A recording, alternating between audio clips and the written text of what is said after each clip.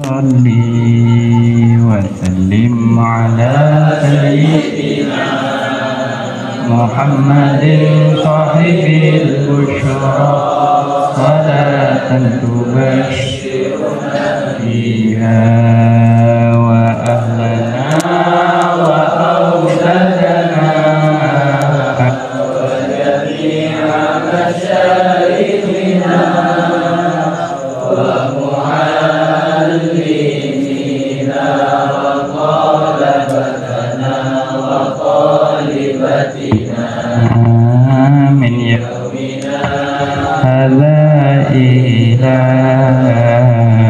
يوم الآخرة. اللهم صل وسلم على سيدنا محمد صاحب البشرى صلاة تبشرنا بها وأهلنا وأولادنا وجميع مشايخنا ومعلمينا وطلبتنا وطالبتنا من يومنا هذا إلى يوم الآخرة.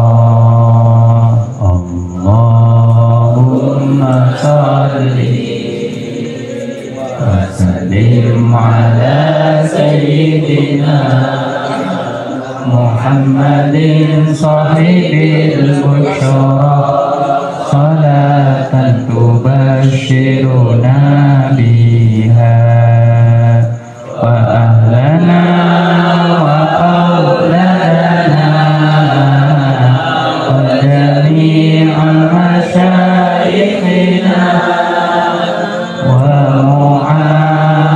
ومعلمينا وطلبتنا وطالبتنا من يومنا هذا إلى يوم الآخرة. Assalamualaikum warahmatullahi wabarakatuh. Al-Fatihah ila hadratin Nabi Mustafa Sayyidina Muhammad sallallahu alaihi wasallam wa sahbihi wa tabi'in min malaikatil muqarrabin wal awliya wa syuhada sholihin jami masyaihina bid-din ila ruhi walidina abaina wa muallimina wa asatidina wa man ahsana ilma dan hukukan khususan ila al-imam Syekh Ibrahim Al-Matbuli wal imam Abdul Wahab Asy'arani jami' sadatina sufiyatina masalah sunan masyayina bima'an jadid jami' mahidina al-islamiyah. Inallahu yu'adu alaina barakatihi wa asrari adinu syadillahi lana wa lahumul fatihah.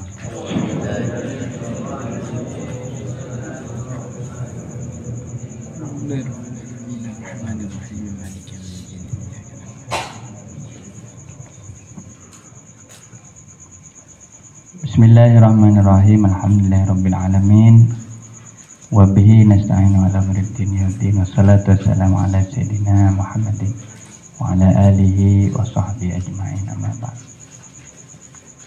Rabbi shrah li sadri wa yassir li amri wahlul 'uqdatam min lisani yafqahu qawli.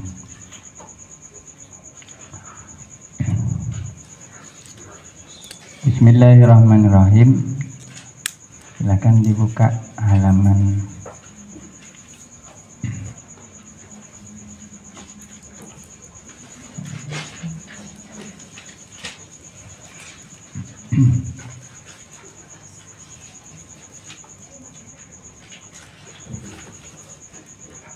halaman 16 ya. Wasiat yang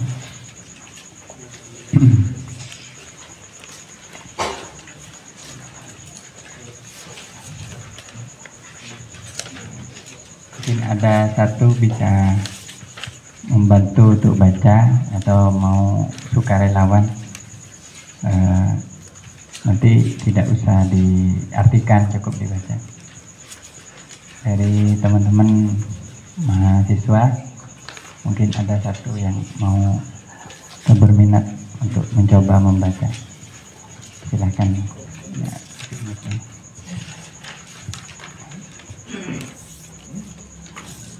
Ada, silahkan. Mungkin siapa yang biasa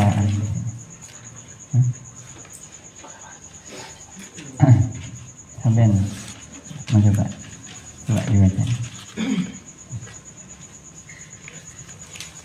Wala taghfal an dzikrillah ta'ala.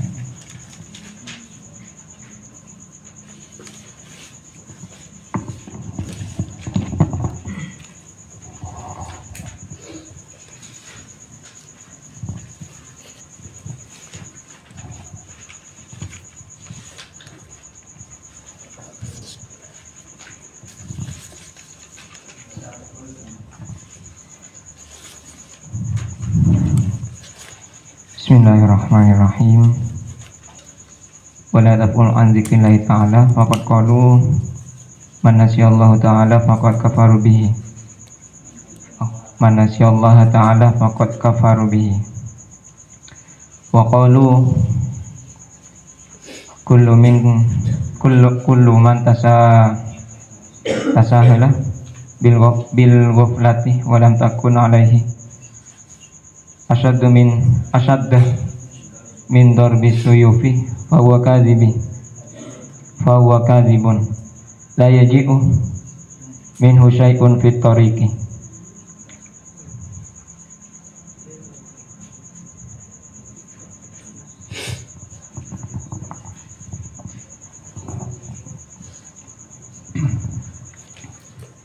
Bismillahirrahmanirrahim. Jadi mari kita mulai kajian kita ini, tabarruk ya pada kitab yang ditulis oleh Al-Imam Tulab Asy-Sya'rani dari kumpulan wasiat atau pesan-pesan seorang gurunya atau gurunya dari gurunya, itu namanya Ibrahim Al-Madbuli rahimahullah ta'ala. Ini saya lupa wasiat yang keberapa ini. Ini sangat penting untuk kita kaji ya. Mari saya coba akan memberi arti, nanti sambil lalu kita kita kaji yang dimaksud oleh musannif dalam bagian ini. Bismillahirrahmanirrahim. Wala taghful, dan janganlah engkau lalai.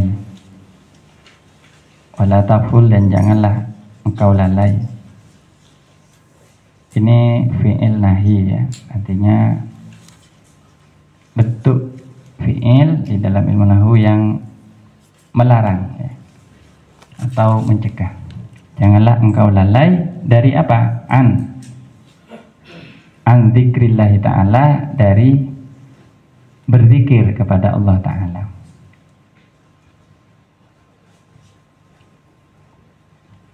Faqad qalu, maka sungguh, qalu mereka ya, mereka itu siapa? Para ulama atau para guru, para masyayikh atau para guru tasawuf, para ulama sufi atau para ya pemuka-pemuka tasawuf ya. Nah, ini tidak dijelaskan siapa yang dimaksud, tapi yang dimaksud mereka ini berarti ulama-ulama yang sudah memiliki ilmu yang mendalam ya. Para muhakkik, mereka mengatakan para ulama sufi atau para sufi, para tokoh-tokoh. Man nasyallaha ta'ala, man barang siapa nasyallaha ta'ala, nasya lupa,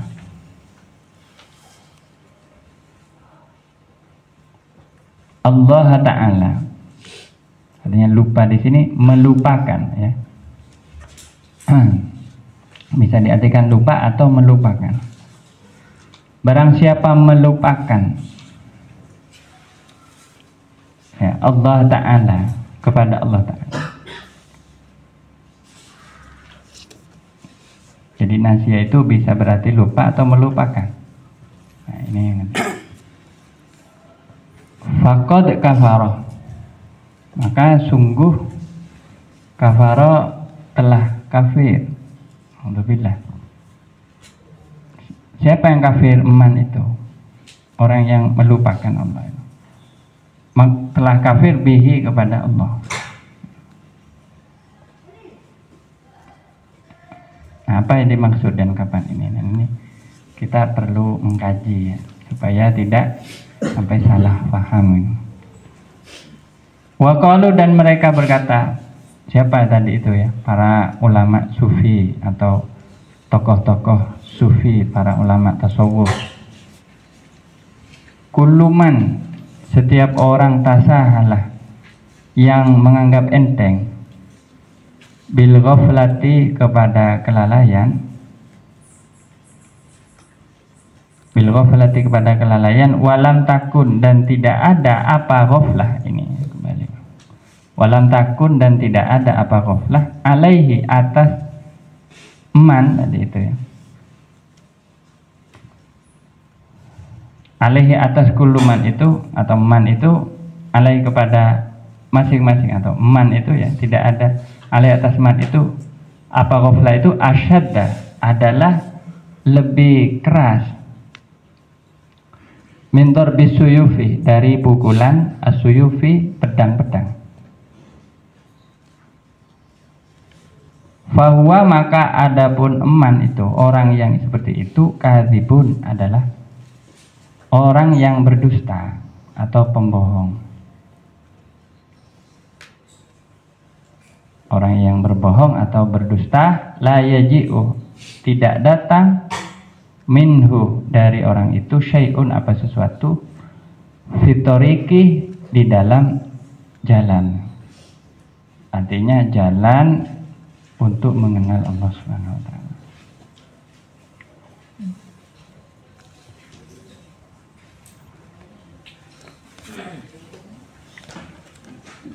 Ya, sedikit saya ada tambahan. Wa qalu, dan juga mereka berkata, siapa para ulama tasawuf ya.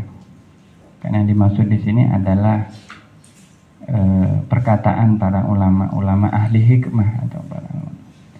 Idza taraka, apabila meninggalkan al-arifu, siapa orang yang memiliki makrifat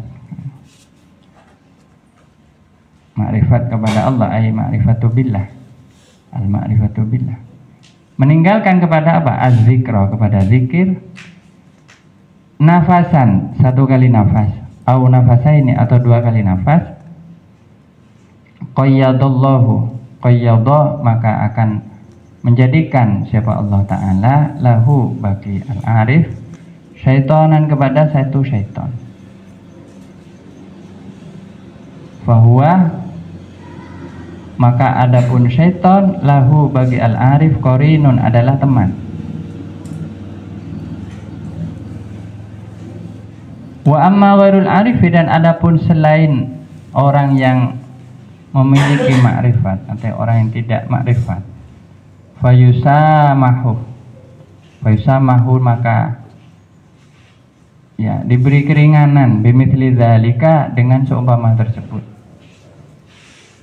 diberi keringanan atau toleransi ya, diberi keringanan, bimithli dzalika, wala yu'akhadhu, dan tidak dihukum siapa ghairul arif, illa, kecuali fi mithli darajatin, kecuali di dalam seumpama satu derajat, au darajataini, atau dua derajat, au zamanin, atau satu zaman, au zamanaini, atau dua zaman, au sa'atin, atau satu saat, au sa'ataini, atau dua saat, ala hasabil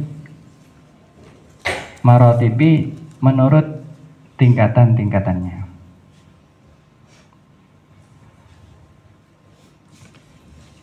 Ya, sampai di sini. Allahumma sholli ala sayyidina Muhammad. Ya, baik. Mungkin kita tidak lama-lama ya. Yang penting ngajinya dan kita ada tabarruk ini. Baik, bismillahirrahmanirrahim. Pada majelis kita kali ini kita sedang membahas satu wasiat ya. Dari sekian banyak ilmu-ilmu yang ditulis atau terangkum di dalam kitab Al-Minhajnya ini, kita mencoba masuk kepada satu pesan, satu nasihat yang sangat berharga, yang sangat penting, yang sangat dasar di dalam kehidupan kita apabila kita benar-benar ingin ya menata diri kita menjadi orang yang jauh lebih baik. Yaitu pertama, ini wasiat yang di sini adalah janganlah kamu sekali-kali lalai dari mengingat Allah Subhanahu wa taala, dari berzikir. Jadi di sini kata kuncinya adalah zikrullah. Ya. Berzikir kepada Allah. Baik. Apa itu berzikir? Ya. Zikir adalah satu perbuatan yang dilakukan untuk Allah Subhanahu wa taala, yang ini mencakup segala macam ibadah, karena ibadah itu sebenarnya adalah macam-macam dari zikir. Ketika kita sholat itu adalah nau'un min zikrillah, itu adalah satu macam dari zikir kepada Allah. Ketika kita membaca Al-Quran itu juga nau'un min zikrillah. Ketika kita membaca salawat itu juga adalah satu macam dari zikir. Jadi zikir ini bisa dibilang adalah satu kegiatan yang sebenarnya adalah intisari dari ibadah itu dan mencakup banyak sekali macam ibadah. Secara sederhana, arti dari zikrullah bisa diartikan dengan beberapa macam. Pertama, menyebut Allah SWT. Ya. Menyebut itu ya. Menyebut nama. Jadi karena yang disebut adalah ismun, yaitu ismullah Subhanahu wa taala, nama Tuhan, nama Allah Subhanahu wa taala, atau salah satu dari nama-nama Allah yang berjumlah 99 yang disebut dengan Asmaul Husna. Itu. Nah, maka zikir dalam pengertian ini itu adalah disebut dengan az-zikru bil lisan, zikir dengan lisan. Artinya kenapa? Karena dijalankan oleh lisan kita, oleh lidah kita. Untuk menyebut artinya diucapkan. Gitu. Nah, ini zikir bil lisan, artinya menyebut nama Gusti Allah Subhanahu wa taala. Allahumma shalli ala sayyidina Muhammad. Itu.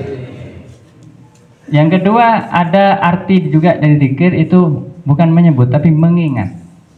Ya. Mengingat Allah Subhanahu wa taala.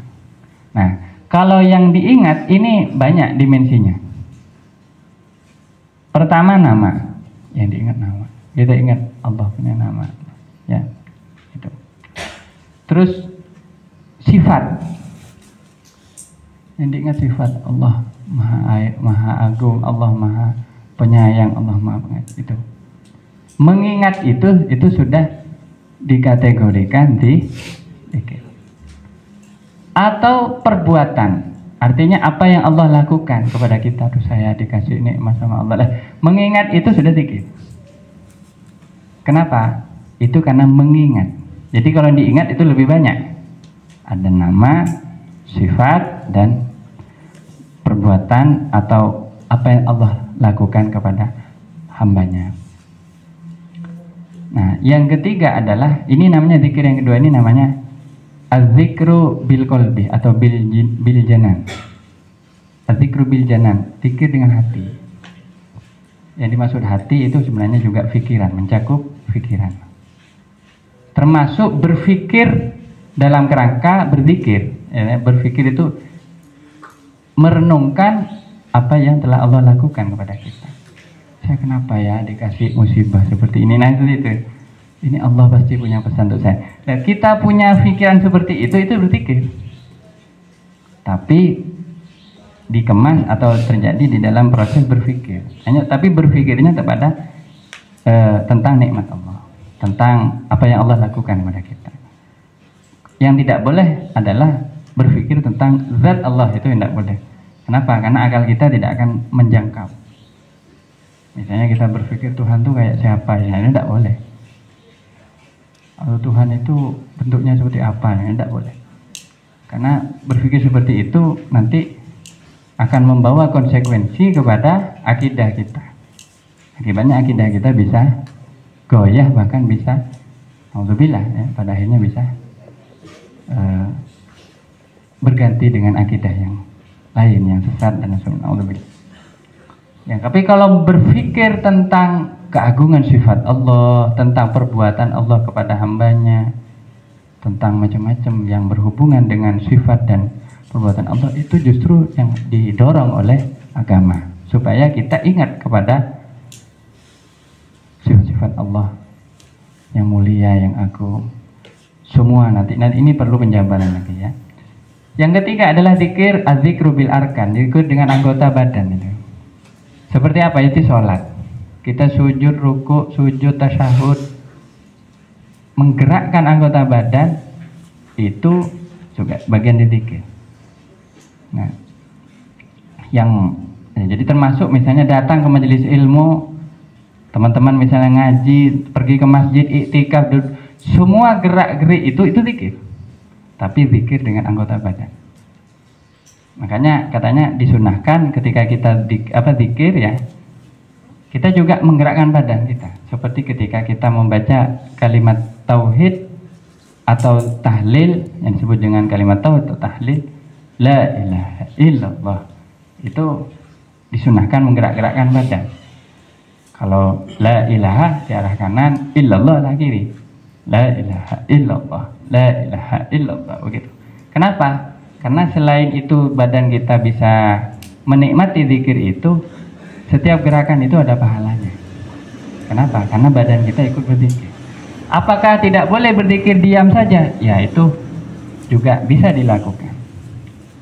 Tapi ada zikir-zikir tertentu yang akan lebih terasa ya fadilahnya atau keutamaannya ketika digerakkan badan kita.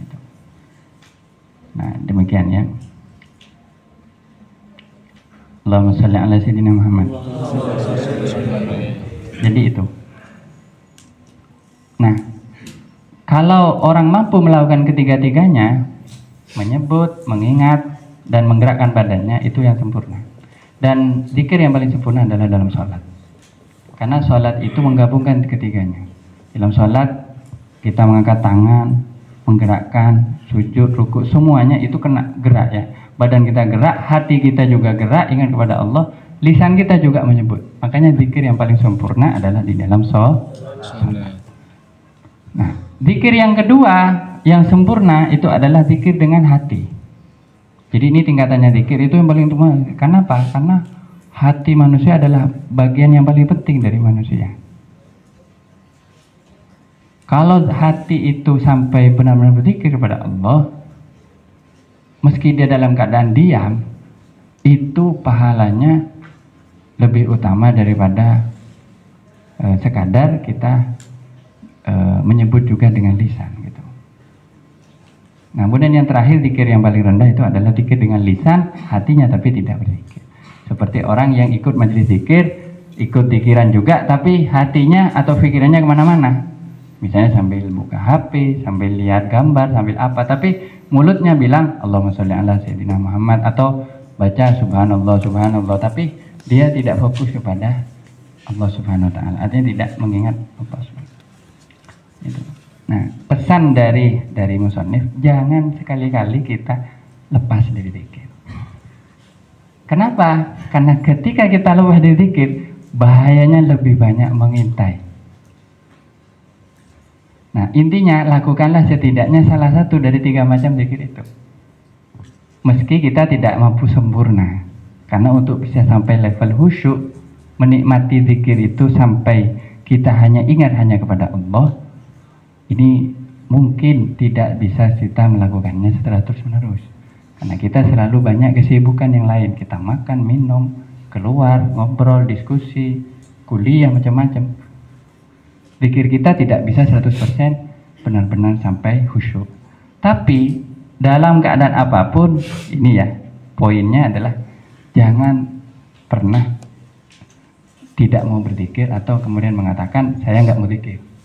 Kenapa? Karena begitu orang mengatakan seperti itu, berarti dia sudah masuk dalam kondisi yang disebut dengan ghaflah. Ghaflah itu ya lawan dari zikir. Kalau zikir itu artinya ingat, ghaflah itu berarti nggak ingat. Gitu. Kalau zikir itu artinya menyebut, ghaflah itu berarti nggak nyebut. Berarti apa? Kondisi memang orang lalai. Namanya orang lalai itu intinya sedang kosong dari Allah Subhanahu Wa Taala. Sedang kosong dari menyebut Allah, dari ingat kepada Allah. Nah, kondisi kosong inilah yang bahaya. Kenapa? Karena apa-apa yang kosong pasti akan diisi oleh yang lain. Ingat itu ya. Ini yang paling berat. Apalagi di zaman seperti sekarang, di mana banyak orang justru ingin supaya dia lepas dari aktivitas yang berbau ibadah. Padahal ibadah itu tidak hanya sholat saja. Segala macam aktivitas yang diniatkan untuk Allah itu bisa jadi ibadah. Meski tidur, makan, minum, bahkan mohon maaf ya, berkumpul suami istri itu bisa jadi ibadah. Cuman agak repot kalau lagi berkumpul itu mau zikir itu repot.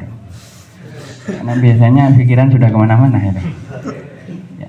Tapi kalau bisa zikir saat itu hebat sampean. Allahumma sholli ala sayyidina Muhammad. Jadi nanti kalau sudah punya pasangan itu lain zikirnya. Kenapa? Karena melihat wajah istri nyebut nama Allah. Melihat aja. Pengen apa enggak ini? Tapi jangan sekarang ya. 3-4 tahun lagi. Ya. Tapi intinya dimanapun dan kapanpun janganlah ada zikir. Kemudian ada pertanyaan terhadap begini. Saya mau masuk toilet, masa saya zikir? Di tempat-tempat yang najis ya, banyak najis, kita makruh ya. Ada yang mengharamkan memang. Zikir dengan lisan. Kenapa? Menjaga kesucian nama Allah. Tapi bukan berarti kita putus zikir, enggak. Kita tetap zikir. Hanya zikirnya adalah hatinya saja yang zikir. Jadi kita masuk kamar mandi atau toilet atau tempat-tempat yang kotor misalnya. Makruh. Makruh itu artinya nggak disukai, Allah nggak suka gitu. Kalau kita menyebut nama Allah di tempat-tempat seperti itu, apalagi sampai sholawatan di toilet lagi gituan sambil sholawatan, kan kurang ajar banget ya. Pantas apa enggak kira-kira? Ya nggak pantas kan lah. Ya. Anda jangankan menyebut nama Allah Subhanahu Wa Taala, menyebut nama bapaknya saja pasti nggak pantas. Kenapa? Tersinggung pasti. Kalau lagi di toilet ini, makanya makruh. Tapi bukan berarti alasan kita tidak berzikir. Hanya zikirnya nanti bagaimana caranya, itu ya. Nah, kita tentu ingat kepada Allah ya sambil misalnya dipelankan bacaannya dan seterusnya. Yang penting jangan nyari-nyari. Gitu. Itu.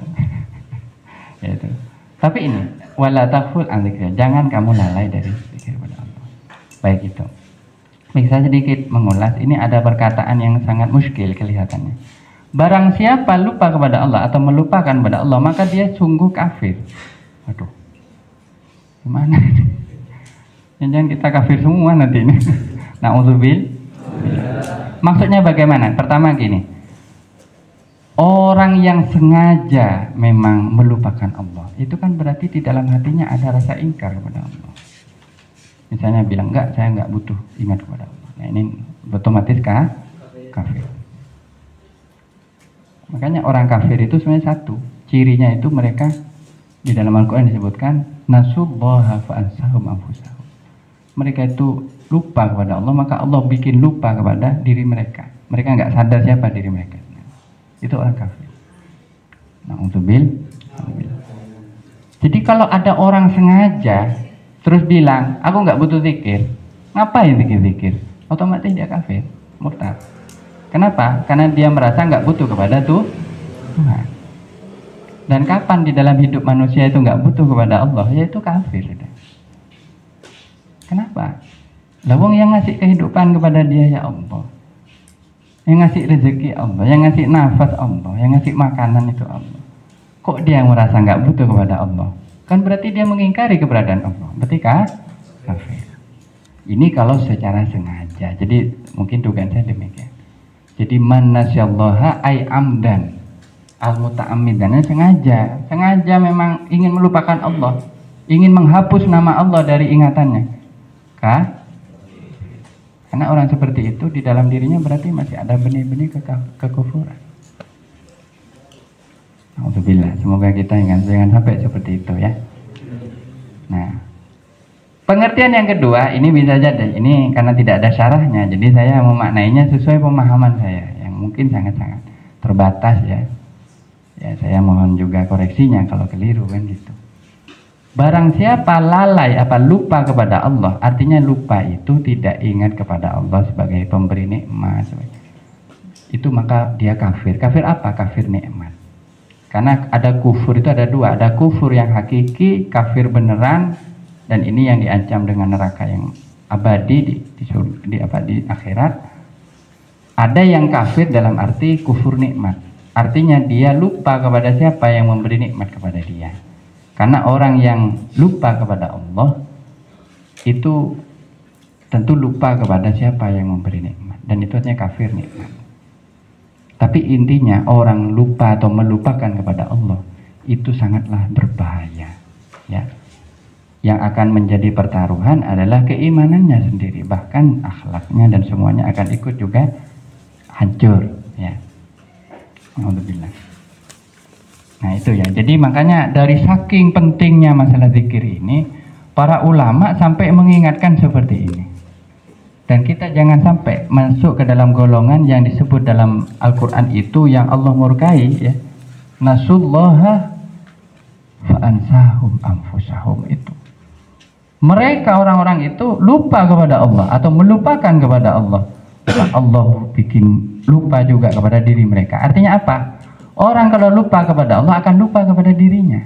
Saya ini siapa gitu. Saya ini manusia. Manusia itu hamba Allah. Dia lupa. Akhirnya apa? Dia melakukan perbuatan-perbuatan yang di luar kemanusiaannya. Ya, mungkin dia akan menjadi seorang seperti iblis gitu ya. Mungkin dia akan menjadi seperti hewan. Artinya sudah bukan lagi manusia. Kenapa? Karena dia sudah lupa kepada diri mereka sebenarnya. Nah sebaliknya, orang yang ingat kepada Allah akan ingat siapa dirinya. Makanya ini manfaat dari zikir antara lain diri kita jadi jelas identitasnya, jati diri kita menjadi jelas karena dizikiri, karena kita ingat kepada Allah SWT. Jadi itu ya konsekuensinya kalau ada orang lupa secara sengaja lebih-lebih mengingkari kepada keberadaan Allah, maka itu jelas orang yang tertutup hatinya dan itu tidak ingin kita masuk di situ. Nah terakhir ya, seorang yang berkomitmen di jalan Allah, artinya orang yang ingin memang menjadikan Allah Subhanahu wa taala sebagai tujuan hidupnya ya. Itu yang dimaksud fitorik ya, di jalan. Artinya kita lah para santri, para murid, karena kita ini sedang dalam perjalanan untuk memperoleh pahala dan ridho Allah Subhanahu wa taala, untuk bisa lebih mengenal jati diri kita. Maka bagi orang seperti ini, larangannya adalah dia menganggap enteng kepada kelalaian itu. Sampai disebutkan di sini setiap orang yang enteng dengan kelalaian menganggap biasa saya kalau cuma 1 jam nggak zikir itu nggak apa-apa lah gitu. Misalnya begitu. Misalnya dia bilang ya saya santai-santai ya. Terus ada yang ngingetin, kamu kok nggak sambil apa lah gitu, baca sholawat, baca apa? Saya ajarin sholawat. Nah, kalau dia menganggap enteng itu, maka dia itu pembohong. Sebenarnya dia itu nggak mendapat apa-apa, walaupun dia mengaku saya ini santri, saya ini seorang murid dan seterusnya. Kenapa? Karena satu ghaflah ya, satu kelalaian itu mestinya bagi seorang murid harus lebih keras daripada dia dipukul dengan senjata atau pedang. Artinya apa? Mestinya ghaflah itu adalah lebih menyakitkan bagi dia daripada dia dipukul oleh senjata. Begini kira-kira. Bagaimana? Orang kalau ghaflah, kalau sampai merasa bahwa dia dengan ghaflah, dengan lalai itu ibarat kayak dia dipecut atau dipukul di pedang itu ya, ditebas oleh pedang. Kalau merasa ghaflah itu adalah lebih keras dari itu semua, berarti dia benar muridnya. Gitu. Nah ini dari saking artinya disiplinnya para ulama di dalam mengingatkan kita semua supaya tidak sampai kita berleha-leha dengan ghaflah. Makanya ini bab yang paling berat sebenarnya, dan bukan berarti yang ngomong ini sudah ahli zikir, enggak. Ini ahlul ghaflah ini. Ya, kenapa? Kita ini masih masuk al-ghafilin ya. Orang-orang yang lebih banyak ghaflahnya daripada zikirnya. Ghaflah itu apa? Ya kondisi sedang tidak berzikir. Kondisi lebih asik dengan yang lain. Ya, seperti kesibukan yang lain selain berzikir. Ya ini. Dan itu menjadi peringatan. Makanya kita harus memperlakukan ghaflah itu sebagai hukuman yang lebih keras daripada kita dipukul oleh 1000 pedang. Anggap gitu. Gimana rasanya kalau ditebas pedang? Wah, kan sakit kan ya. Pernah ada yang ditebas pedang nih? Atau anggaplah dipukul oleh temannya yang dengan pukulan yang sangat sakit. Ghaflah harus lebih menyakitkan daripada itu. Itu ya. Ini kira-kira ungkapannya. Wallahu a'lam. Allahumma shalli ala sayyidina Muhammad. Jadi mungkin ini dulu ya. Nah, jadi sekarang begini saja. Intinya kita harus punya kesadaran dulu, terlebih dulu menanamkan pemahaman dan keyakinan di dalam diri kita bahwa jangan sampai kita itu berleha-leha, santai atau merasa tidak butuh kepada zikir ya, dan menganggap zikir itu aktivitas yang remeh atau dianggap sesuatu yang ya bisa digantikan oleh yang lain. Tidak ya, tidak bisa digantikan oleh apapun, karena zikir itu adalah satu-satunya cara kita menikmati dan memperoleh kebersamaan dengan Allah Subhanahu wa Ta'ala. Karena barang siapa orang berzikir, maka saat itu Allah Subhanahu wa Ta'ala akan memberikan nikmatnya yang luar biasa kepada orang-orang yang berzikir. Ya, itu ya. Jadi ini keras sekali statement dari siapa? Musannif ya. Man nasyallahu ta'ala faqad kafara bihi. Ini kita semua. Allahumma shalli ala sayyidina Muhammad. Ya, jadi itu. Nah, sekarang begini. Bagaimana di tengah derasnya arus kehidupan yang sebenarnya menggoda kita untuk ghaflah dan ghaflah? Bagaimana? Maka kita harus punya trik gitu. Kita jadikan apapun yang ada di sekeliling kita ini sebagai media berzikir. Gitu. Saya sering mengatakan kepada teman-teman santri atau teman-teman mahasiswa, kalau bisa ya di kamar-kamar jangan lupa dituliskan nama Allah SWT dan nama ditambah satu nama Nabi Muhammad SAW. Bukan apa, supaya tiap kali kita buka pintu, buka apa, kita lihat ada nama Allah. Setidaknya saat itu kita zikir.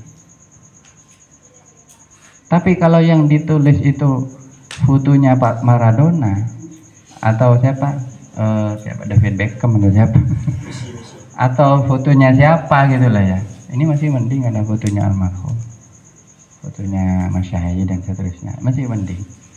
Kenapa? Karena dengan mengingat guru-guru kita jadi sadar, Masya Allah, itu minimal kita jadi punya dorongan untuk berzikir. Karena begini, sekarang itu godaan yang paling besar adalah dari mata dan pendengaran ini. Makanya ada disebut audio visual. Sebenarnya kenapa? Karena sudah diketahui bahwa rahasia manusia itu, kelemahan manusia itu dari dua jalan ini, yaitu mata dan telinga. Ini dua lubang yang paling cepat mentransfer pengaruh. Ketika dua ini sudah terisi oleh hal-hal yang macam-macam selain Allah, ya apalah, diisi gambar-gambar, diisi bayangan-bayangan macam-macam. Lebih-lebih kalau itu mengandung unsur syahwat, habislah kita itu. Ini pengalaman peradaban budaya-budaya seperti di mana? Di Amerika. Di Amerika itu dulu tahun 50-an belum pernah mengenal yang namanya sinema atau bioskop. Kemudian sekitar tahun, saya lupa, tahun 70 atau 80 muncul video porno pertama, termasuk gambar porno pertama yang dilegalkan. dengan munculnya majalah Playboy. Itu adalah simbol perubahan akhlak atau moralitas orang barat saat itu, karena awalnya orang barat itu masih pemalu. Sampean kalau tahu, saya pernah belajar sejarah Eropa ya, orang barat abad 13, 14, 15 itu menutupi aurat semua kecuali cuma rambut. Raja-raja dulu itu, ratu-ratu zaman dulu itu, coba kamu lihat, pakaiannya penuh sampai ke bawah, gaunnya besar, cuman kepalanya aja terbuka kan. Berubah di abad 20, yaitu dengan munculnya Playboy itu. Saya baru tahu ternyata industri pornografi itu adalah konspirasi besar beberapa pengusaha untuk menciptakan moralitas yang baru, moralitas yang rusak maksudnya. Itu apa? Sejak saat itu telanjang rame-rame. Orang perempuan pun berubah. Saya tahu ya, pernah saya ketemu orang Yahudi di salah satu kota di Eropa. Saya itu orang Yahudi sepuh itu, sudah tua, umur 70-an ke atas. Itu masih nutut zamannya Hitler itu, korbannya Hitler. Saya tanya, dia itu pakai kerudung. Jadi orang Eropa dulu walaupun Kristen, tapi masih punya rasa malu itu. Tapi begitu muncul tahun, saya lupa sejarahnya Playboy itu, coba dilihat di Google. Itu sejak muncul tahun berapa? Kalau nggak salah apa 70 atau 80. Itu berubah drastis. Dan yang paling mengalami perubahan itu adalah satu negara di Amerika ya, Amerika ya. Amerika ini kan negara awal industri hiburan. Kita mengenal macam-macamnya musik, rock, pop dan macam-macam itu ada di Amerika. Makanya dulu ada disebut American Dream atau cita-cita Amerika. Amerika itu punya niat mengubah dunia, tapi mengubah dengan budaya yang buruk. Perempuannya telanjang. Akhirnya sejak saat itu muncullah industri fashion ya. Ada perempuan yang bahkan cuman katoknya aja. Ada yang macam-macam ya. Muncul tokoh-tokoh yang itu kita nggak kenal backgroundnya, tahu-tahu sudah viral dan seterusnya. Itu selama 20-30 tahun. Baru sekarang sadar masyarakat barat itu kalau selama ini dijadikan mainan oleh industri-industri seperti itu. Akhirnya sekarang mulai sudah muncul gerakan-gerakan di bioskop-bioskop itu melarang film-film porno. Dulu beredar bebas, bahkan di Indonesia juga sudah jebol dan seterusnya. Nah, makanya ini kenapa? Karena mereka tahu ketika tontonan itu ya masuk ke ini penglihatan dan pendengaran ini, maka jebol lah manusia itu. Makanya kita hati-hati ya ketika kita melihat itu pengaruh ya. Nah sayangnya orang berzikir itu karena tidak bisa dilihat, karena kita kan tidak bisa kalau berzikir kan tidak bisa. Zikir itu adalah konsentrasi hati saja kan dan lisan. Kita nggak melihat apa-apa. Makanya sebagian orang yang sudah terlanjur ghaflah ya, bahkan sudah tidak mengenal kepada Allah, itu nggak bisa merasakan apa-apa karena dia tidak bisa melihat gitu. Nah makanya kalau saran saya sebelum kita terlambat, khususnya bagi generasi kita kaum muda, kita jangan tertipu lagi. Karena di luar sana kita sedang perang sebenarnya. Perang dengan apa? Dengan macam-macamnya industri. Saya kemarin itu ada data ya. Salah satu penyedia film online terbesar sekarang. Ini perusahaan besar, miliaran asetnya. Dan itu semua bisnis, pure bisnis. Namanya Netflix. Netflix itu kan salah satu penyedia aplikasi di HP untuk film-film, tontonan-tontonan. Itu luar biasa. Apanya istilahnya, kampanye atau iklannya ya, supaya kita itu nonton terus. Bahkan mereka punya cita-cita agar 90% mungkin penduduk dunia itu nonton, kerjanya nonton, tidak ada di luar nonton. Nonton terus, pindah dari satu film ke film lain, pindah satu film. Kata saya, peradaban seperti apa yang akan lahir dengan nonton? Ya otomatis malas bekerja, malas bikin anak ini kan, malas mau kawin. Akhirnya apa? Ya kalau yang ditonton itu benar, kalau nggak benar. Dan itu adalah apa? Kuda kuncinya audio visual. Makanya zaman sekarang buat saya tantangannya, ayo kita bikin diskusi, strategi. Bagaimana agar Zikir itu bisa membudaya, menggantikan. Karena ini tantangan kita sebagai generasi kaum santri. Nah, dan kaum santri pun sudah banyak banyak bermasalah juga kan akibat pengaruh-pengaruh audiovisual yang luar biasa. Nah, jadi itu ya. Jadi ini mungkin sedikit mengenai masalah khoflah. Jadi khoflah di zaman sekarang ini sudah sangat sistematis. Kenapa? Medianya banyak, alatnya lengkap, canggih, sehingga semua itu membombardir kita. Kita sekarang tidak punya pilihan lain selain melakukan hal-hal yang seperti itu. Akibatnya apa? Kita sulit untuk zikir. Bahkan kita duduk 5 menit saja sudah rasanya kayak 1 jam. Kita habis sholat, sekarang coba di masjid-masjid ya, sampean coba lihat. Makanya kalau mahasiswa kan harus sering-sering turba gitu ya. Lihat coba fenomena-fenomena di masjid. Masjid sekarang itu banyak besar-besar, tapi softnya sedikit. Ngapain orang bangun masjid sambil miliaran? Yang sholat hanya 5 soft, 3 soft. Ya kalau sholat Jumat penuh, alhamdulillah. 5 waktunya habis. Saya pernah ada masjid di daerah Banyuwangi, padahal itu daerah Banyuwangi kan daerah santri. Rata-rata santri, tapi yang jamaah subuh itu 1 soft ya. Masjidnya besar di daerah mana itu saya lupa, sekitar pokoknya setelah daerah saya pernah nyabis ke Kefatol waktu itu, terus lanjut ke arah Bali itu. Nah antara Bang Sering dan itu ada masjid besar. Saya tuh mikir, ya Allah, umat Islam ya bikin masjid tapi yang sholat ini gejala apa? Ya karena orang sudah nggak ada getaran untuk sholat itu ya. Termasuk sekarang berzikir misalnya setelah sholat terburu-buru. Jadi setelah sholat assalamualaikum langsung keluar. Keluar itu apa? Pekerjaan, ada urusan. Nah kenapa? Karena kita sangat sulit berzikir. Ini pertanyaan. Karena pikiran kita sudah sibuk ya dengan hal lain. Padahal zikir itu sangat membawa perubahan yang luar biasa ke dalam diri kita. Banyak studi menyatakan orang yang berzikir jiwanya lebih tenang, otaknya lebih stabil, bahkan emosinya jauh lebih tenang. Ala bidzikrillah tatmainnul. Ingatlah dengan zikir kepada Allah hati kita menjadi tenang.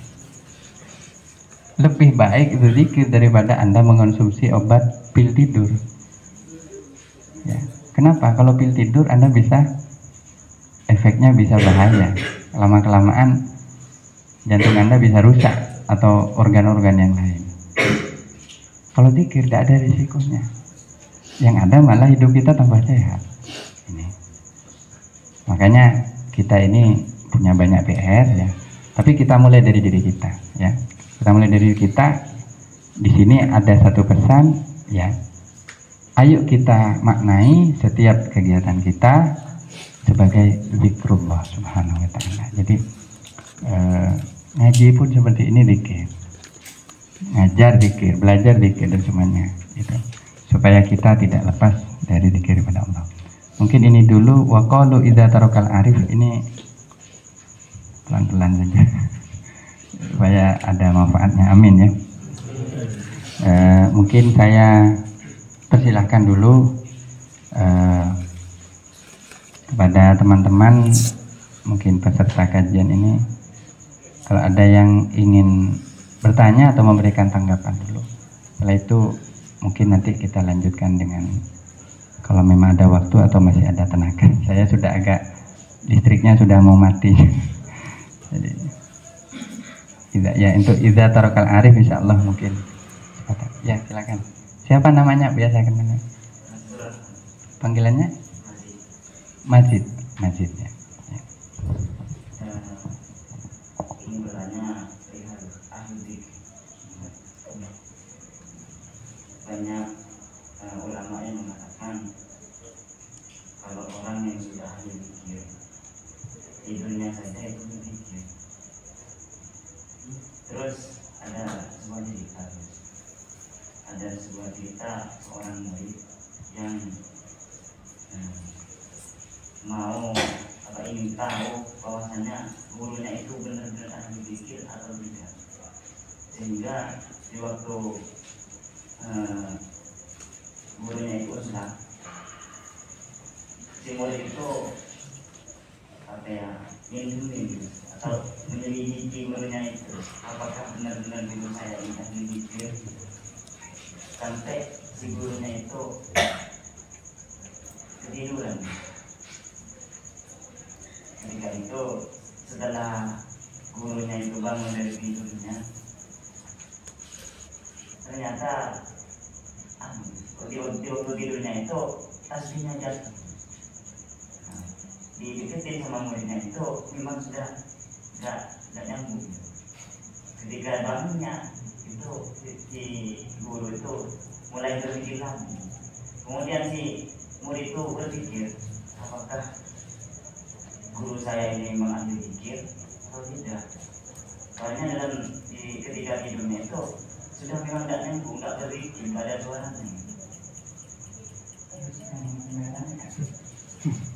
Ya maksudnya gurunya itu memang orangnya itu ahli zikir atau tidak? Katanya muridnya gitu. Jadi was-was muridnya. Oh gitu. Sambil memang ngurus guru nih tuh. Nggak, saya heran kenapa kok ada murid seperti itu. Kok nggak ngurus dirinya sendiri gitu loh. Ya saya tidak tahu itu cerita nyata apa cerita fiksi. Ya Allah. Begini, siapa ahli zikir ya kita. Saya nggak takut ya menilai orang, karena menilai orang itu juga salah satu cara orang terjebak dalam ghaflah. Kenapa dia ngurus orang? Begini, kita diberi waktu oleh Allah SWT 24 jam. Rata-rata manusia itu 24 jam, mungkin ada 24 jam lebih atau 24 jam kurang. Tapi hidup sehari-hari itu, kalender kita sehari-hari tidak lepas dari 24 jam. Orang yang paling banyak waktunya untuk mengingat Allah, itulah yang ahli zikir. Orang yang sehari semalam berzikir 1 jam tentu lebih ahli dalam zikir daripada orang yang ingat kepada Allah hanya 15 menit dalam sehari semalam. Paham ya? Orang yang ingat kepada Allah 3 jam dalam sehari semalam tentu lebih ahli zikir atau lebih tinggi zikirnya daripada orang yang ingat kepada Allah 1 jam saja. Paham ya? Bisa dipahami tidak? Bisa ya?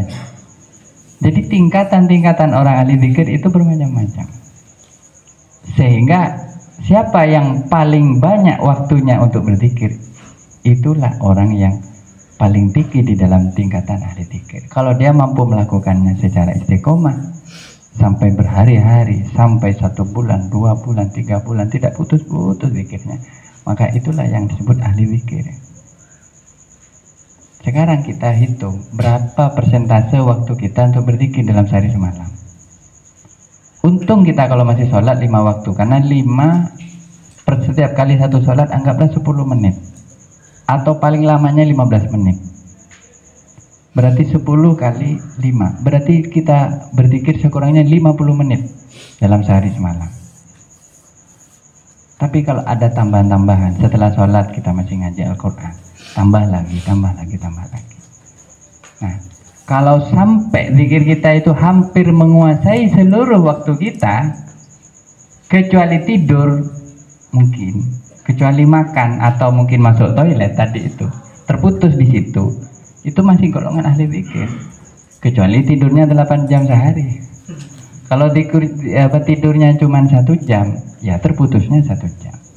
Tapi gini, kita husnuzon bahwa seorang guru yang sampai ceritakan itu, saya tidak tahu beliau, saya takut beliau itu wali. Nanti saya rasani saya yang dosa. Tapi siapapun beliau itu yang sampean maksud, Allahu a'lam, Allah yang lebih mengetahui kebenaran kisah itu. Saya yakin beliau min ahli zikir. Kenapa? Karena zikir tidak bisa diukur semata-mata dengan tasbih. Paham ya? Orang zikir itu tidak semuanya tasbih dengan tasbih. Kenapa? Kalau zikirnya sudah dengan hati, sampai tidur ketika dia tidak sadar, bahkan bermimpi pun dia bisa bermimpi dalam keadaan berzikir.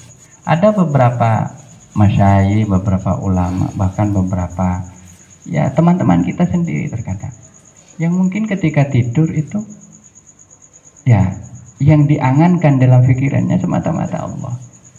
Atau paling enggaknya, paling bagus juga ingat pada Rasulullah. Sehingga apa? Waktu tidur pun itu membawa manfaat atau ilmu. Jadi waktu tidur pun seakan-akan dia mendapat ilmu. Nah, makanya kita tidak bisa tahu keadaan, karena orang tidur itu misteri. Yang ada cuma suara dengkurnya yang lihat. Dan jangan salah ya, Anda kalau belajar hadis di situ dinyatakan bahwa Rasulullah SAW ketika azharen, Kanjeng Nabi ketika tidur juga mendekur. Pernah Ibnu Abbas waktu masuk ke dalamnya bisiknya Nabi, Sayyidina Ibnu Abbas masih kecil. Ibnu Abbas waktu itu masih kecil.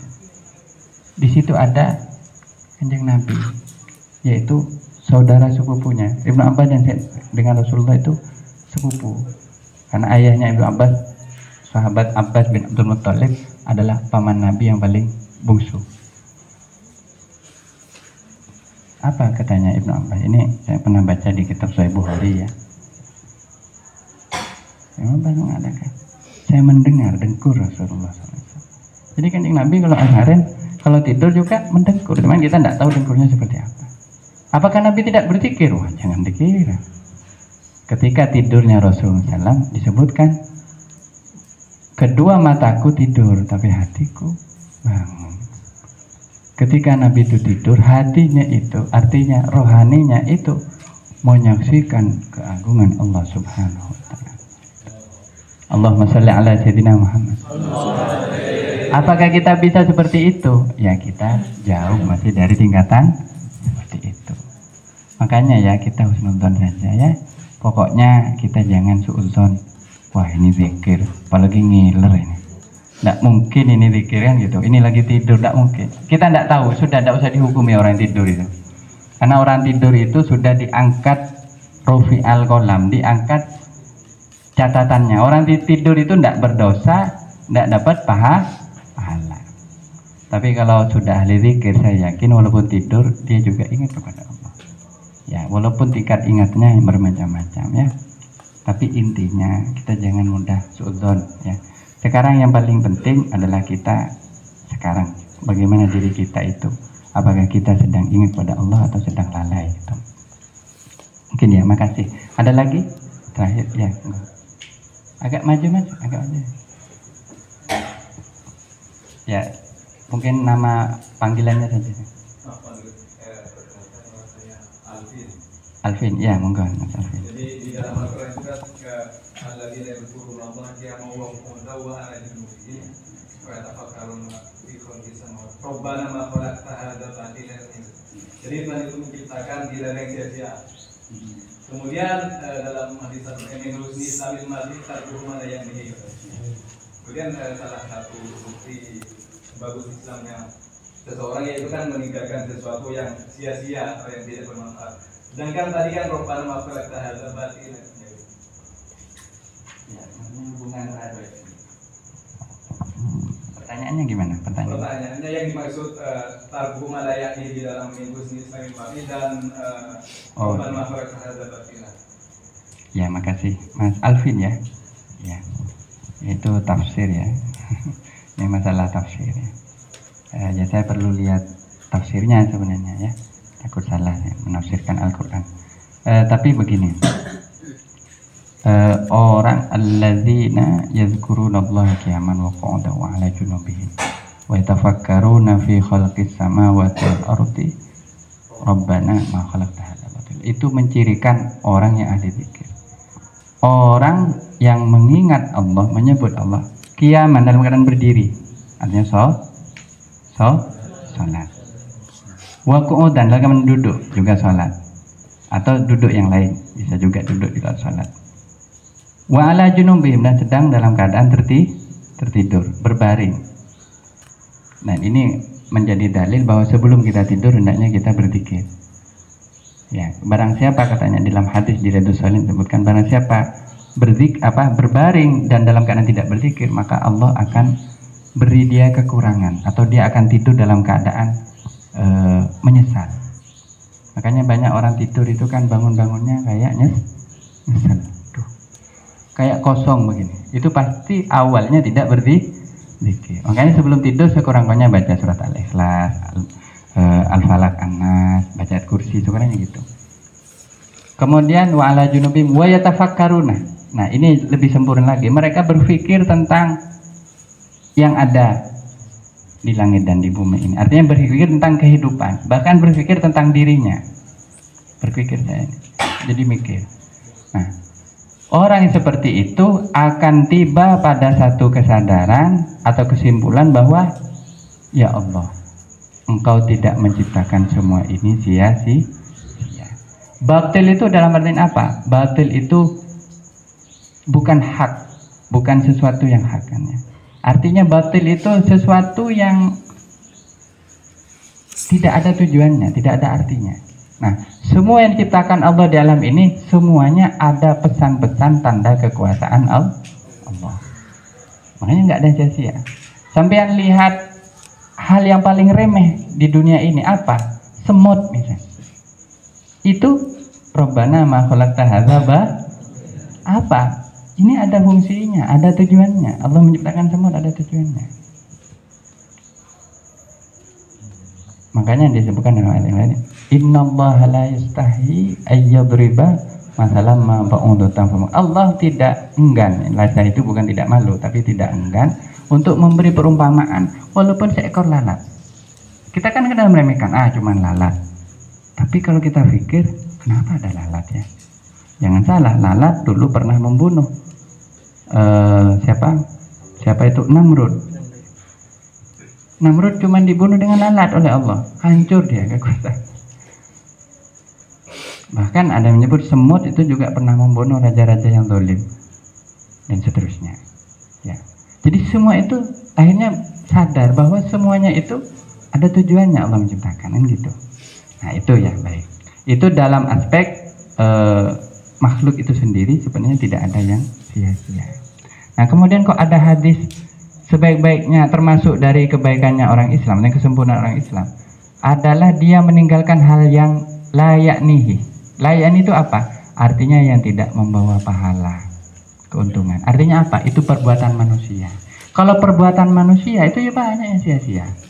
Kenapa? Karena manusia memang sering menyanyiakan dirinya kan gitu. Sebagai contoh yaitu tadi orang yang ghaflah. Orang yang ghaflah itu sebenarnya layak nih, dia sedang mengerjakan sesuatu yang nggak bermanfaat. Jadi layak nih itu bisa dua, bisa membahayakan atau sama sekali nggak membahayakan, tapi juga sama sekali nggak membawa keuntungan. Artinya zero gitu ya, kosong. Misalnya apa? Ya apa aja gitu. Kalau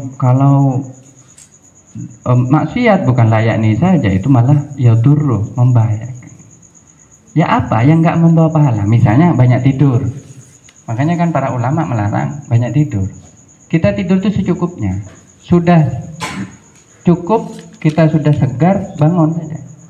Karena orang kalau masih tidur lagi lah. Nah itu sudah layak nih. Kenapa? Lebih dari hajatnya. Makanya ulama itu ya nanti kalau belajar tasawuf dengan lebih mendalam kan sebenarnya yang paling penting praktek ya. Karena kita tidak perlu perbanyak teori tasawuf. Kita nggak akan mengubah apa-apa, nggak akan ada yang berubah kalau cuman tahu, tapi nggak pernah diamalin. Nah contoh kecil, kita makan saja ya. Kita butuh makan cukup setengah piring, misalnya. Kita makan lebih dari setengah piring, itu sudah layak nih gitu.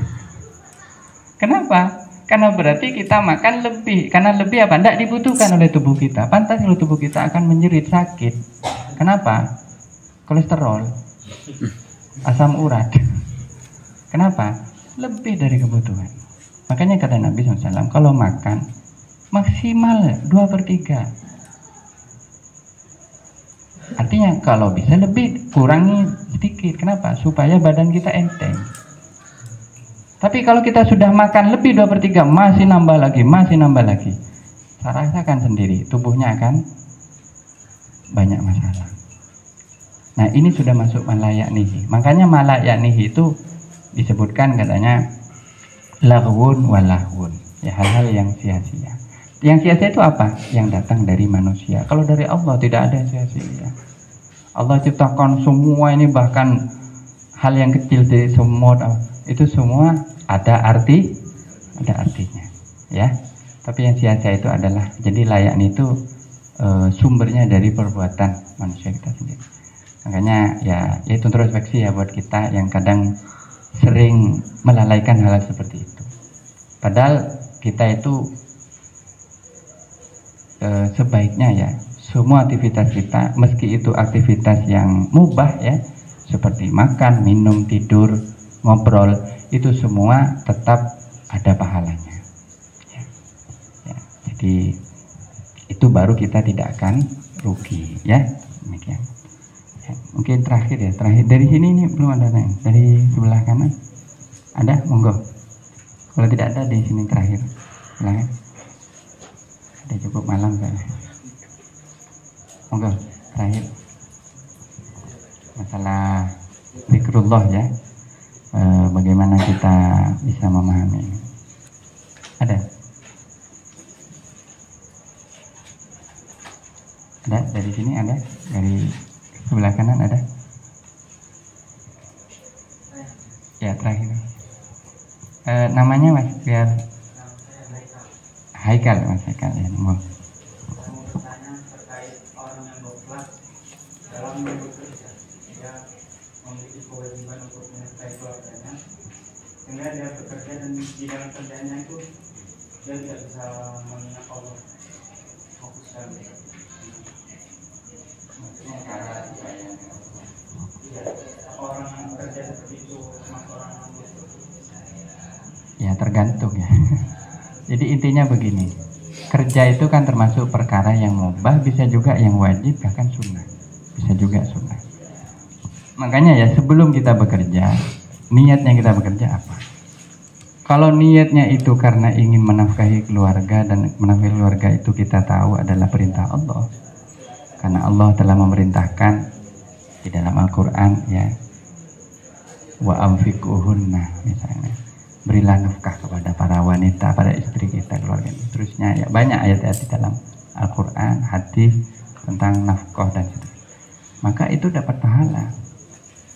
Berangkatnya kita bekerja juga dicatat sebagai ibadah. Hanya memang orang kalau sudah kadung tenggelam di dalam pekerjaannya, apalagi bekerja di depan komputer dan seterusnya, itu kan sangat menyita energi. Maka bagaimana supaya tidak ghaflah? Ya jangan lupa dibawa juga alat-alat zikirnya seperti tasbih atau apa gitu. Sekarang sudah banyak ya kan, tasbih digital macam-macam. Tapi intinya kalau bisa sekurangnya di awal bekerja masih ingat Allah ya, berdoa, dan di akhir bekerja juga berdoa. Itu maka insya Allah sesuatu yang awalnya dimulai dengan zikir dan akhirnya dimulai zikir, maka yang tengah-tengah meski ada ghaflahnya juga terhapus oleh zikirnya itu. Nah itu makanya contohnya tidur.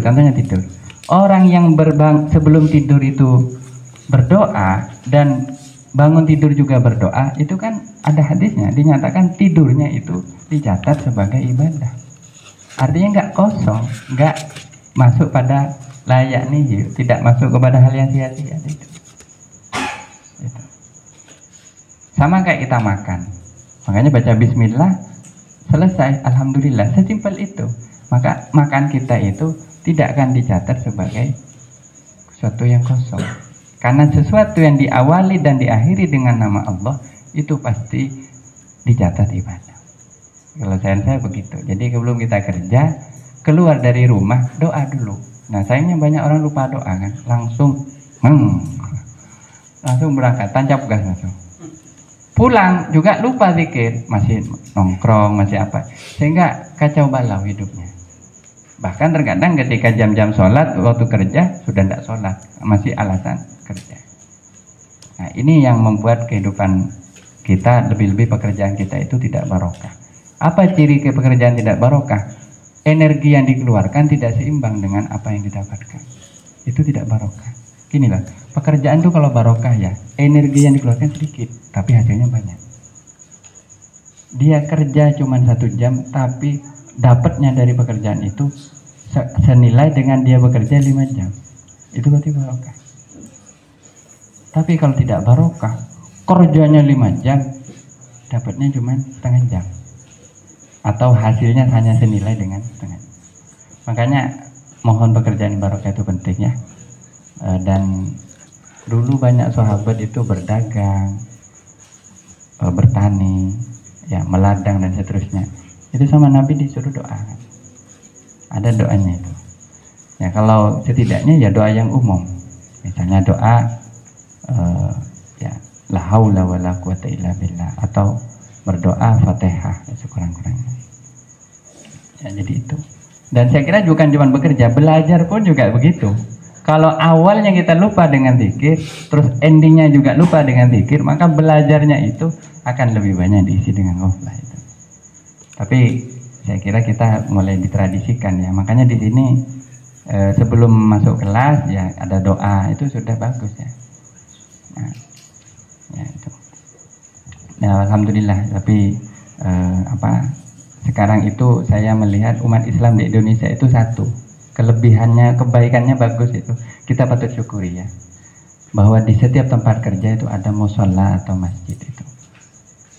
Ya saya pernah ya diberi akses karena saya ingin juga mengenal dunia yang lain gitu. Maksudnya dunia macam-macamnya, kalangan-kalangan. Saya itu pernah diberi akses untuk mendampingi dan memberikan istilahnya pengajian gitu ya kepada karyawan-karyawan di PLTU. Saya masuk sampai ke dalam itu. Satu saya yang terkesan, meski ini lingkungannya penuh dengan ya namanya industri ya, ruwet lah kalau lihat industri banyak mesin-mesin macam-macam. Kalau saya pusing gitu. Tapi satu, ada mushola, ada masjid. Dan di situ setiap jam azan ya itu masih berkumandang azan. Sehingga ada waktu break setengah jam sampai 1 jam untuk para karyawan itu sholat. Saya jujur masih bersyukur, alhamdulillah. Karena kalau nggak ada seperti itu, coba Anda bayangkan betapa lelahnya hidup itu. Karena manusia tidak punya kesempatan untuk bisa beribadah. Ini untungnya. Di luar negeri sana, di luar Indonesia, keadaannya tidak seperti itu. Bahkan Anda cari mushola di tempat kerja tidak akan menemukan. Sampai kalau kerja kemana saja misalnya Jepang atau belum tentu ada. Akibatnya apa? Orang tidak ingat lagi kepada Allah. Nah tapi kalau masih ada, bersyukur itu. Saya pernah punya teman, dia perjalanan trip ke daerah Thailand ya, atau Myanmar. Saya lupa, pokoknya Singapura begini. Di bandara itu pusing setengah mati cari tempat sholat. Ketika tanya kepada petugas bandara, kamu kalau ingin sholat, itu dekatnya toilet. Jadi ada toilet, ada ruang sempit gini, cukup 1 orang atau 2 orang. Di situ katanya tempatnya sholat, tapi kotor. Ya. Jadi sangat tidak terhormat orang sholat itu. Tapi kalau kita lihat di Indonesia masih mending. Di Indonesia itu saya beberapa kali lewat bandara-bandara itu, alhamdulillah mungkin masih karena ada pendidikan para ulama mungkin ya. Itu musholanya bagus-bagus.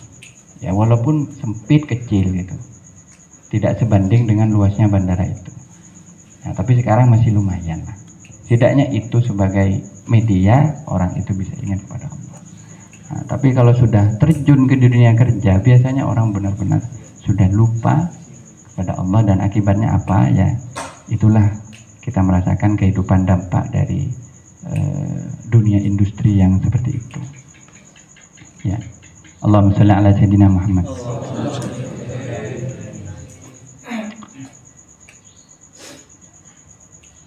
Ya mungkin itu dulu.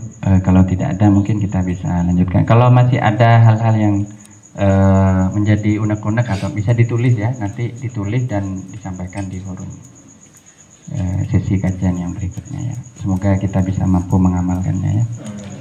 Dan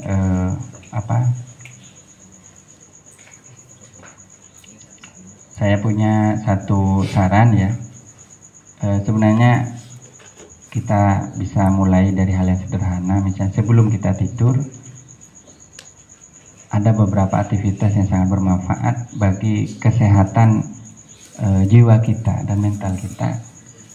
Kalau kita tidak mampu untuk sholat ya sebelum tidur atau baca Al-Quran ya, setidaknya bukalah buku memori atau catatan Anda atau laptop juga boleh. Kemudian di sana tuliskan tadi itu, alladzina yatafakkaruna fi khalqis samawati. Kita renungkan, ya Allah, saya kok sehari semalam ini ngerasa banyak dosa. Nah, dengan kesadaran seperti itu Anda sudah berpikir. Dan yakin orang kalau sering melakukan itu, insya Allah begitu bangun langsung ingat kepada sholat, langsung ingat kepada zikir dan seterusnya. Biasanya seperti itu. Tapi kalau sebelum tidur itu tidak niat ya, tidur itu karena kelelahan. Ini yang sering. Jadi dia tidurnya itu kecapean, bukan karena niat memang mau tidur. Itu biasanya akan penuh dengan permasalahan. Bangun tidur ya emosinya tidak menentu. Dan itu yang seringkali jadi incaran seperti setan macam-macam ya. Makanya mimpi buruk dan macam-macam itu tidak akan menimpa kepada orang yang tidurnya dalam keadaan zikir. Nah, kalau tidak bisa zikir secara penuh, paling bagusnya ya sholat ya. Sholat sebelum tidur, sholat baru lalu tidur. Insya Allah kalau pola hidupnya seperti itu, sampai yang akan gampang mimpi Rasulullah SAW. Atau baca sholawat, atau baca wirid atau apa sebelum tidur sampai tertidur. Kalau tidak mampu itu semua, itu hal yang simpel, bukalah memori atau kertas atau apa, Anda tulis-tulis saja. Tapi Anda merenungkan perjalanan hidup. Gitu. Kemudian kalau perlu kita sambil lalu alhamdulillah. Tak apa-apa, itu aktivitas sederhana tapi sangat berguna.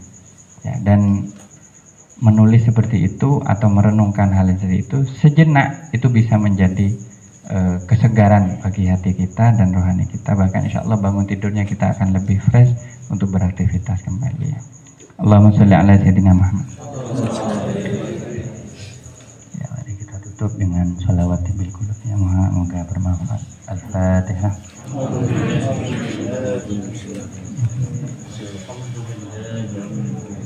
Allahumma sholli ala sayyidina Muhammadin tibbil qulubi wa dawaiha wa afiyatil abadani wa shifaiha wa nuril absari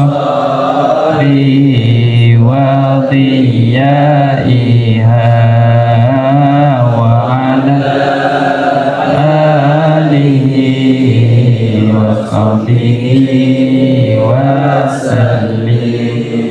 Allahumma sholli ala sayyidina Muhammadin tibbil qulubi wa dawaiha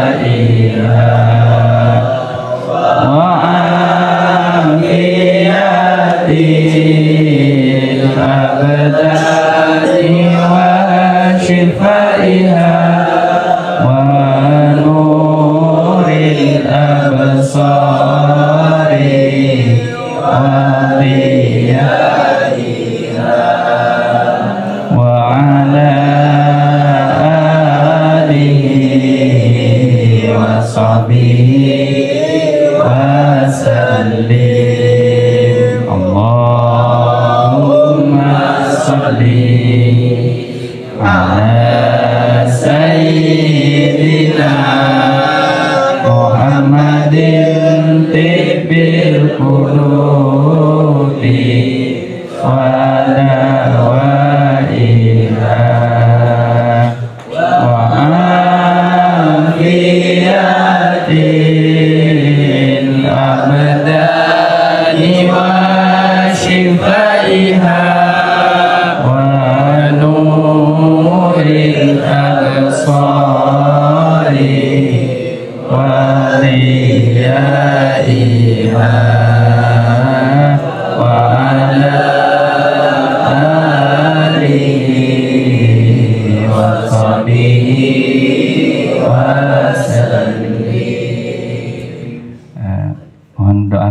hanya 1 kali, saya baru ingat.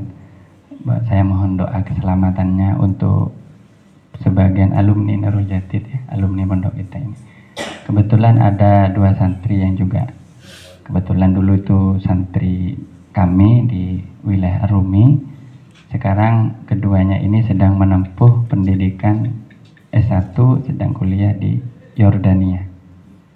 Dan kondisi 3 hari ini, 3 malam ini Yordania sangat mencekam. Karena Yordan ini ada di tengah-tengah Israel dan Iran. Dan Israel dan Iran lagi saling gantian menyerang dengan roket itu. Jadi hampir setiap malam di atas asramanya itu ada roket begitu. Setiap malam itu kayak kembang api itu. Ya stres ya kan. Kalau nyasar satu kan hancur ya. Nah, jadi sampean itu di Pomas enak ya. Tidak ada apa-apa di sini kan. Tapi kalau di sana subhanallah. Saya kemarin dia ngirim video, posting video itu, ya Allah lindungilah kami begini. Wah saya khawatir. Ini kebetulan saya tahu betul anaknya baik ya anaknya dan orang Jember itu. Sekarang ada di Yordania, sedang belajar, baru 1 tahun terjadi perang Gaza ini, terjadi tragedi Gaza. Dan sekarang kan Israel dan Iran ini kan lagi hantam-hantaman lagi sama-sama ngebom begini. Ya ini ngeri ini. Ini lewat di atas asramanya ini. Begini. Setiap malam ini. Kemarin aja 2 hari yang lalu Iran itu menembakkan lebih 300 roket ke Israel. Israel juga balas berapa. Waduh, ruwet ini. Ya, jadi mohon doanya semoga selamat ya. Amin. Saya tidak mau mendengar ada alumni Nurul Jadid, khususnya di luar negeri, khususnya di Timur Tengah. Ya. Itu ada. Karena kita sekarang lagi banyak alumni juga, ada di Mesir, di Turki, di Iran, ada beberapa alumni. Ya mohon doanya dari teman-teman yang ada di sini semoga selamat ya. Ya khawatir itu. Ya Allah gimana ini? Masa harus pulang ke Indonesia kan begitu. Tapi ya, kalau Yordan itu masih aman. Cuman Yordan ini agak pro kepada Amerika masalahnya. Jadi dia nggak memihak kepada Iran dan semacamnya. Nah sekarang Iran ini yang lagi gencar karena presidennya baru saja dibunuh oleh Israel itu. Jadi situasinya benar-benar mencekam. Ya ini sudah perang terbuka dan ya, semoga seluruh umat Islam dilindungi oleh Allah ya. Itu kita masih sangat khawatir ya akan masa depan, khususnya teman-teman santri ini. Al-Fatihah ya. Ya kan. Ya dan Allah yakum ajma'in. Assalamualaikum warahmatullahi wabarakatuh.